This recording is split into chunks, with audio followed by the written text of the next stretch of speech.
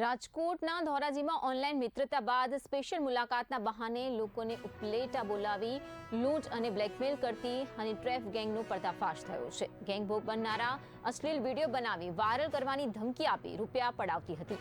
તો આ ફરિયાદ બાદ ધોરાજી સિટી પોલીસે ઝડપી કાર્યવાહી કરી અને 6 યુવક અને 2 મહિલાઓ સહિત આરોપીઓને ઝડપી પાડી કાયદેસરની કાર્યવાહી હાથ ધરી છે. એ કેસમાં ગેંગે ભોગ બનનાર પાસેથી રૂપિયા 1 લાખ લૂંટી મારપીટ કરી જીવથી મારી નાખવાની ધમકી પણ આપી હતી. વધુ રૂપિયા પડાવવા માટે ખોટા હોસ્પિટલ અને એમ્બ્યુલન્સના બિલ બનાવી બ્લેકમેલ ચાલુ રાખવામાં આવતું હતું.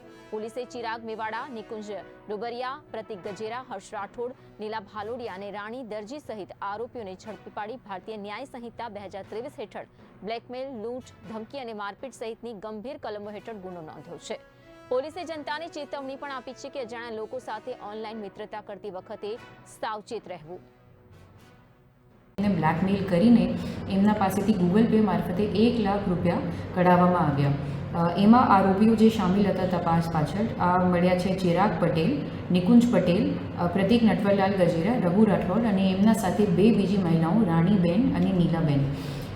એ લોકો આ ઉઘરાણી પછી પણ ફરિયાદીના ઉપર દબાણ ચાલુ રાખ્યું અને પછી એવું બહાનું માર્યું કે ચિરાગ પટેલને હવે દવા પી ગયેલ છે અને હોસ્પિટલમાં દાખલ છે અને હજુ તમને 3 લાખ રૂપિયા આપવા પડશે.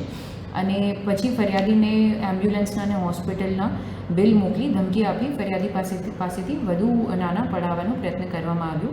અને ફરિયાદીએ પોતાની બદનામી થવાના ભયે તેઓ આજ દિન સુધી પોલીસ પાસે આવ્યા નથી હતા, પરંતુ આ સતત અગ્રણી પછી એમના મિત્રથી સપોર્ટ મળ્યા પછી ધોરાજી સિટી પોલીસ સ્ટેશનમાં આવીને પોતાની ફરિયાદ નોંધાવી. દરેક આરોપી હવે પોલીસના ધરપકડમાં છે અને તપાસ ચાલુ છે. અમારો સંદેશ દરેક વ્યક્તિ માટે એવું છે કે તમે કદાચ કોઈ હની ટ્રેપિંગ સ્કેમમાં અથવા બીજા કોઈ એવા માણસોથી બ્લેકમેલ થઈ રહ્યા છો તો એમાં કોઈ ગભરાવાની વાત નથી. તમે પોલીસ પાસે આવી શકો છો. તમારી ઓળખ ગુપ્ત રાખવામાં આવશે અને પોલીસ દરેક રીતથી તમારી મદદ કરવામાં તત્પર અને